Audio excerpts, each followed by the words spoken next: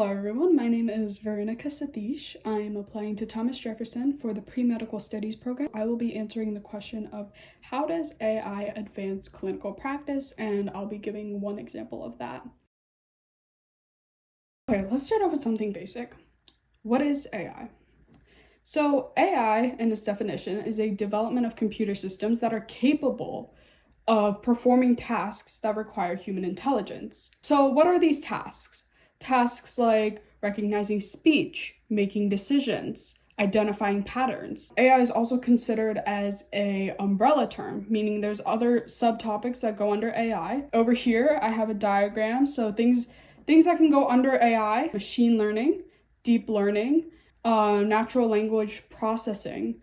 But those are kind of more the advanced types of AI. AI is in our everyday life, and whether we recognize it or not. We have our AI platforms, our famous ChatGPT that all students use to cheat and plagiarize their essays, which do not do.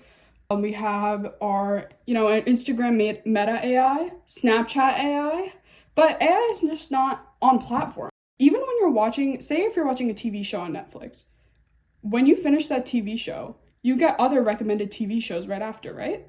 That's all AI. So AI is in our everyday life, whether we recognize it or not, which is why it's such a major, important topic in our world today, and it's only going to keep growing.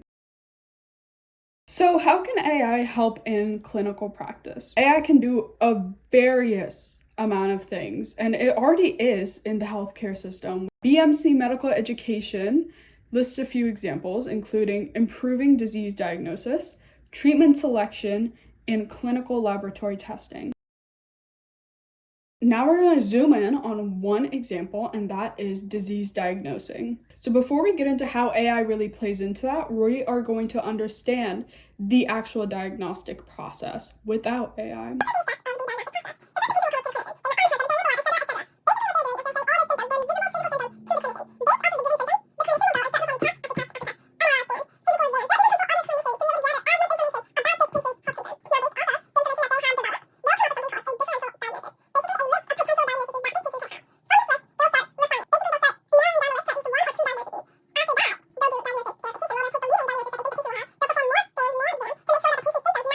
This is a very important process because clinicians want to make sure that their patients are getting the right type of treatment.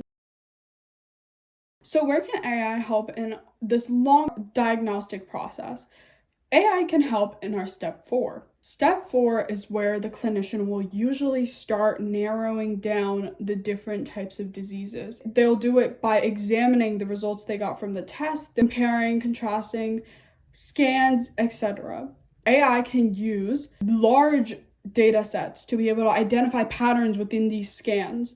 It will be able to reduce time but increase accuracy at the same time. And this has been proven by AI within the past couple of years. So let's go into our example. This example is actually, I think it's pretty famous. This image of the scan that I'm about to talk about went around Instagram and TikTok back in 2023.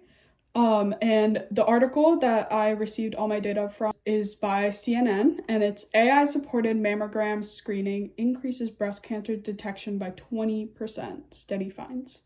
Breast cancer, if you didn't know, is the number 2 killer of women who have cancer. It is one of the toughest cancers to be able to diagnose. In Sweden, they did a study in 2021/2022 of 80,000 women who had a mammogram between April 2021 and July 2022. So half of these mammograms were analyzed by a AI and a radiologist. The other half was studied by 2 radiologists alone. The results were shocking. The one half that was studied and analyzed by the AI and then one radiologist actually detected 20 more cancers.